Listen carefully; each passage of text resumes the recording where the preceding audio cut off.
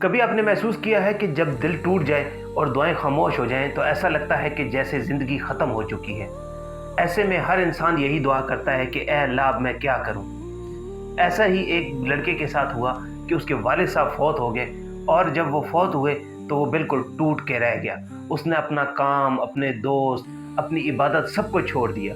ایک دن وہ مسجد کے کونے میں بیٹھا رو رہا تھا کہ ایک بزرگ اس کے پاس آئے اور اس سے کہا کہ بیٹا جب تمہیں دنیا کے غم گھیر لیں تو اپنے آپ کو ایمان کے حوالے کر دو۔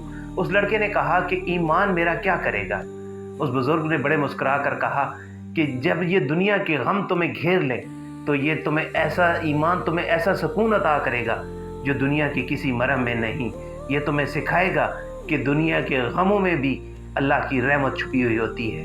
بس اس کے بعد اس نے ایک ہی دعا کرنا شروع کر دی کہ اے اللہ مجھے وہ سمجھ عطا کر جو دنیا کے غموں میں چھپی ہوئی تمہاری رحمت کو پہچان سکے۔ اور کچھ مہینے بعد اس نے قرآن کی ایک آیت سنی کہ بے شک ہر مشکل کے بعد آسانی ہے۔ جب اس نے یہ آیت سنی تو اس کو ایسا محسوس ہوا جیسے وہ بالکل اس کا دل پرسکون ہو چکا ہے، جیسے اس کے دل سے کسی نے کوئی بوجھ ہٹا دیا ہو۔ یاد رکھیں کہ دنیا کے غم ایمان سے دور نہیں بھاگتے، بلکہ ایمان ہمیں یہ پہچان دیتا ہے کہ دنیا کے غموں میں بھی اللہ کی رحمت چھپی ہوئی ہے۔